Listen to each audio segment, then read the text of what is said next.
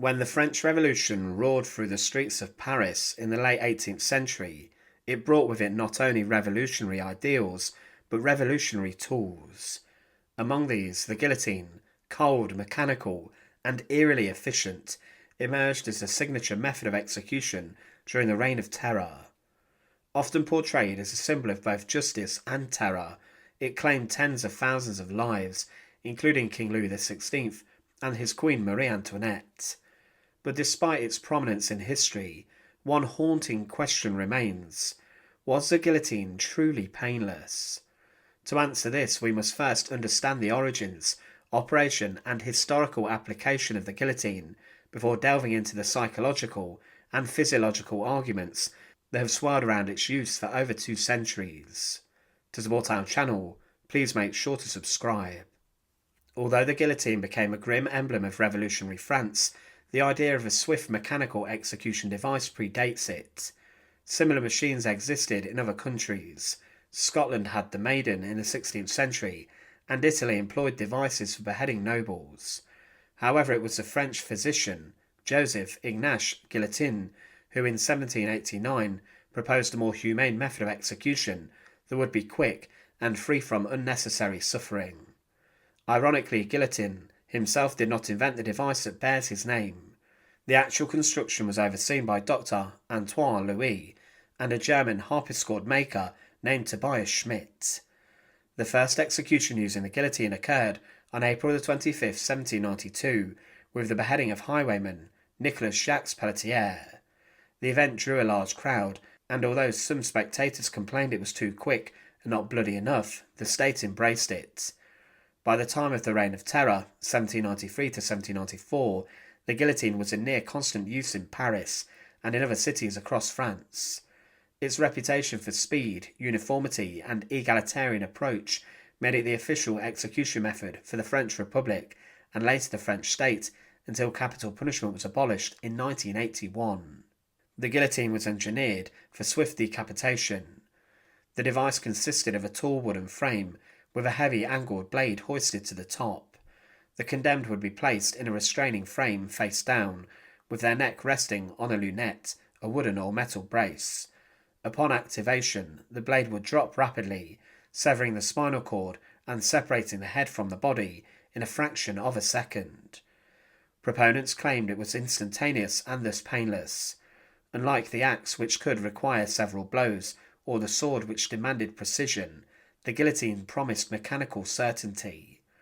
But this belief in instantaneous death came into question almost immediately, and the debate has existed ever since. One of the most provocative sources of speculation comes from the observations of those who watched guillotine executions firsthand. Numerous witnesses described what they interpreted as signs of continued consciousness after decapitation. One of the most famous accounts comes from Dr. Bureau in 1905. Observing the execution of a murderer, Henry Languille, Bureau noted that after the head fell into the basket, he called out the man's name. According to Bureau, Languille's eyelids and lips twitched, and his eyes opened and looked at him with a focused gaze. Bureau interpreted this as a brief moment of conscious recognition, perhaps lasting 2 or 3 seconds.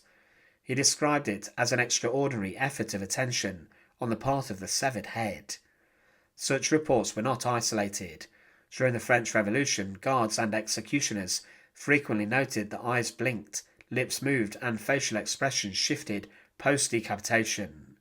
Some interpreted these movements as evidence of pain and suffering, whilst others argued that they were mere muscle spasms, reflexive actions unrelated to consciousness. The debate was far from settled in the 18th or 19th century and remains unsolved still today in the 21st. In the late 19th and early 20th century, the scientific community began examining whether the brain could remain conscious after decapitation. Decapitation does not immediately stop all brain activity. The brain, deprived of oxygenated blood, continues functioning for several seconds. Some estimates suggest up to 10 to 15 seconds before unconsciousness due to hypoxia which sets in. Animal experiments conducted by German and French scientists in the 1890s showed that dogs and other animals displayed signs of awareness after this had happened, such as eye tracking and attempts to vocalize. These findings hinted that consciousness could briefly survive in a severed head. However, consciousness is not merely the result of electrical activity in the brain.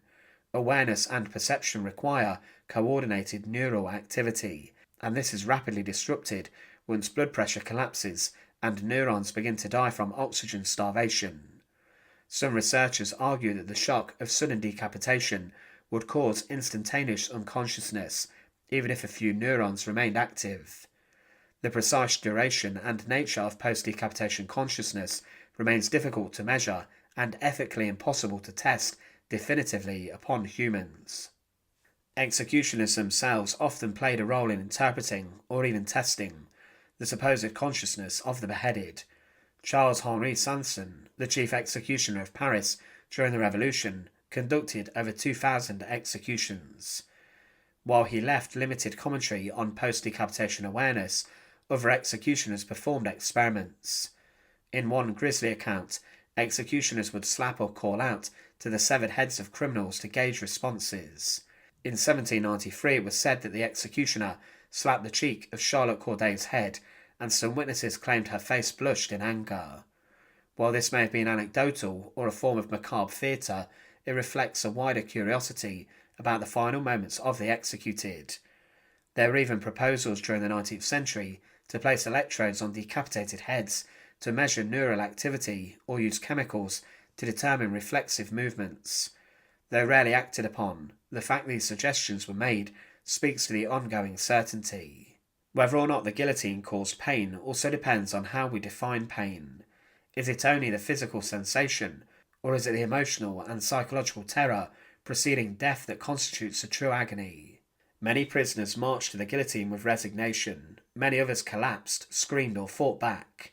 Accounts describe Marie Antoinette stepping on her executioner's foot and apologising, while Robespierre, having his jaw shattered the night before, was silent and bloodied as the blade fell. The anticipation of death, the clanking of the blade, the crowd's roar, the view from the plank, might have been as excruciating as the physical pain. For this reason, some argue that the guillotine was not humane in the broader sense, swift yes, but not without suffering. Though the guillotine was once seen as an enlightened tool of equality, treating nobles and peasants the same, it eventually became a symbol of state cruelty and repression. The crowds that once cheered became fewer, and by the 20th century, executions were moved behind prison walls. The final use of the guillotine in France was in 1977, with the execution of Hamida Djandoubi. When France abolished the death penalty in 1981, the guillotine was finally retired. Yet the debate about whether it caused pain continues in ethical discussions around execution methods. Based on historical, medical and eyewitness evidence, the answer to whether the guillotine was painless is elusive and depends on criteria used. Physiologically, it may have been quicker and less prone to error than axes or hanging. It almost certainly killed faster than most other contemporary methods, but the lingering flickers of movement in severed heads, combined with scientific uncertainty about residual consciousness, cast doubt on the claim of total painlessness. Even if the blade severed nerves before pain could be registered, the moments before death, the climb to the platform, the sound of the crowd, the cold metal, were filled with dread. And if the brain lived on for just 5 or 10 seconds more, that may have been long enough to experience pain, or at least terror. In the end, the guillotine's legacy is one of contradiction. Designed as an instrument of mercy, it became a symbol of horror. Whether it was painless or not may never be definitively answered, but it remains one of the most chilling and fascinating examples of how humanity has struggled to reconcile justice with suffering. Thanks for watching. To support our channel, please make sure to subscribe, and once again, thank you so much for watching.